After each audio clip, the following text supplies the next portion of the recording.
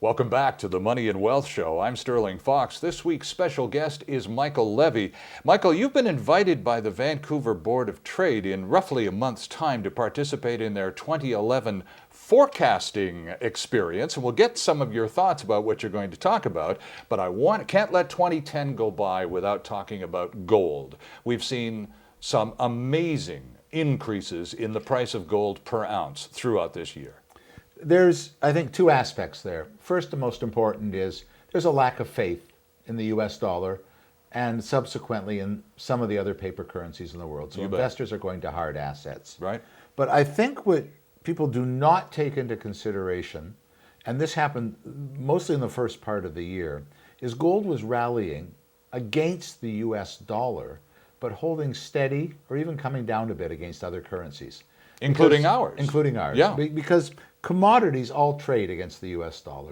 Whether it's gold, silver, wheat, pork bellies, doesn't matter, lumber, they all trade against the US dollar. So when the US dollar comes down, commodity prices will go up just to compensate. So you've got gold going up against the US dollar just in the first part to compensate for the fact the US dollar is weaker and gold has to hold that level as value against a weakened US dollar. You take that, and then gold goes up even more because of lack of faith in that US dollar. Right. So then it becomes an emotional trust thing, then it goes up even more.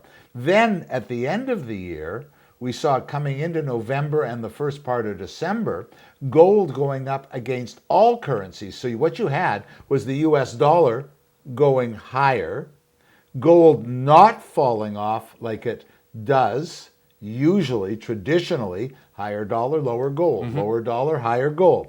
Gold just holding its own and not falling off, and then the US dollar starting to go sideways, and gold takes off against the US dollar and all other currencies. And then you get the odd day where the US dollar is up against all the currencies and gold is up even more. So gold has really played a part, an emotional part of the year, trust, faith, and even though the US dollar, and let me just explain this, always attracts a bid when there are times of liquidity crisis. It's not that the US is so good. It's not their economy is so vibrant. It's not. But the US dollar is the most liquid currency in the world. Sure. And you know, if you buy US dollars at time of fear, that when you want to sell them, you're going to get your money back like that every single time. So it becomes a liquidity magnet. So you see the US dollar attracting foreign investment and going up even as the US economic news is terrible,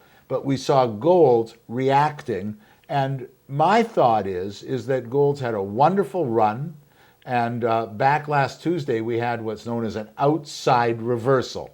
Gold hit a brand new high, record high above the previous day's high at about $1,432. Right, yeah. And by the time the day was out, it came down under 1,400 and took out the low of the previous day. So it took out the previous day's high, took out the previous day's low, and then closed below it. We call that an outside reversal, and usually heralds the start of a correction. Now, it's happened 2 or 3 times this fall. The corrections, one was pretty good, the other 2 were minor, but it would not surprise me to see a further corrective mode in gold.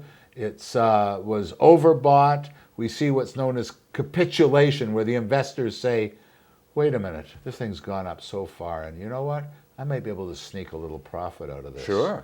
And you get the capitulation, you get it coming down, not because the fundamentals are any different, not because it's still not a safe haven, not because the world economic scene has changed, but just the number of participants on one side or the other, and you get your breather, and that's healthy for a bull market. Well, now let's turn this around the corner into 2011 and your upcoming speech to the Board of Trade as you prognosticate about next year.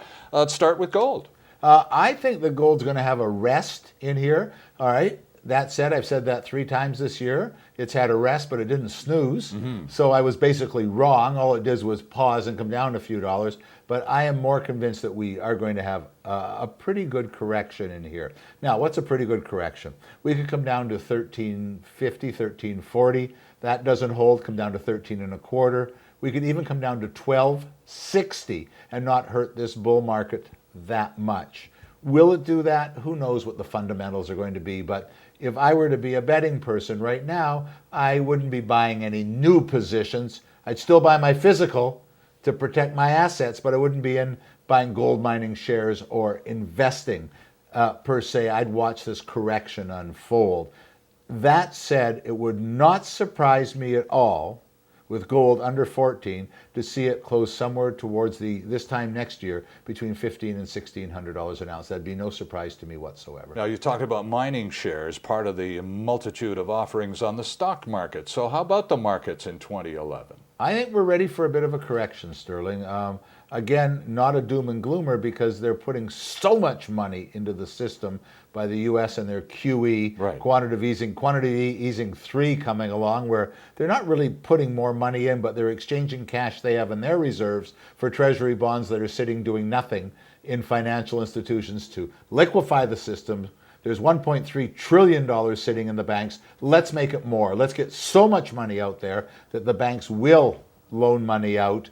They'll almost be forced to. And it's almost like lowering interest rates. Even though interest rates are at 0, it's like lowering interest rates because what you're doing is making so much money available to the banks that they'll narrow their spread because there's no threat of running out of money. So that's how you lower rates, even though rates are at their lowest level. And will people use that money, customers of those banks, to buy stocks? Well, buy stocks, buy housing, buy distress, be consumers. That's what they want to happen. That's what they want to, I know we don't have a lot of time, but back to the subprime mess. The idea was housing prices were going to go up forever. Interest rates were coming down. Remortgage your house and take the money and go spend it. Sure. The government doesn't talk like that today, but yeah, it was government telling you to do that because that's how you're going to get the economy going and keep this boom in housing going and keep this boom in the economic situation going. And that's when the bottom fell out. But that's another story for another day. All right, but as we have in our last minute here, looking around the corner to 2011, are you optimistic about next year, Michael, or is it going to be same old, same old? Same old, same old. Lots of volatility, huge volatility. Markets are going to go. Like today, you see markets that move from one point to another and big spreads, but still it's only a trading range. Again, I've got to go back to last Tuesday because it was a monumental day. You had gold at a high of 1330 or 1432 and a low somewhere over 1390. Big range. That's not going to be unusual. Get used to the volatility, strap yourself in once again, and remember what Margaret Thatcher said, is that if you stand in the middle of the road, you're going to get hit by traffic going both ways. You've got to get on board, whether you're long or you're short, right. But you have to make a decision because if you just stand in the middle, you're going to get knocked down. Michael, this is your 3rd appearance on the Money and Wealth Show, and we're grateful for that. It's a pleasure to see you again.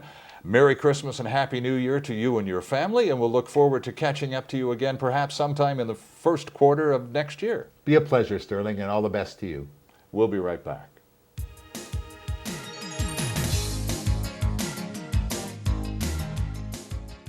Hi, I'm Larry Ray, Chairman and CEO of Molycorp Gold Corp. Our major project in Nevada is magnesium. We have a 43101 resource of 52 billion pounds at $1.30 a pound.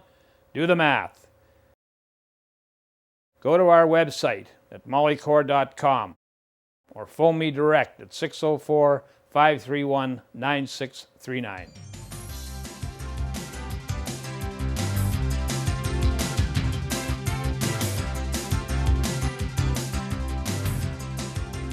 Tax Tips with David Ingram. You're a Canadian taxpayer and your spouse or somebody that you claim as a dependent has been awarded a workers' compensation, or maybe they collected social welfare. You have to report the amount that they received on your tax return if you want to claim that person as a dependent. Now, why would you do that? Well, sometimes their income is just high enough that they aren't really usable as a dependent, but it's still just low enough that you can claim medical expenses for them. So make sure that if your spouse, your child, somebody that you're claiming as a dependent is getting workers' compensation or social welfare, and you're still paying expenses like medical for them, that you take it into account and fill in the right forms. That's a tax tip.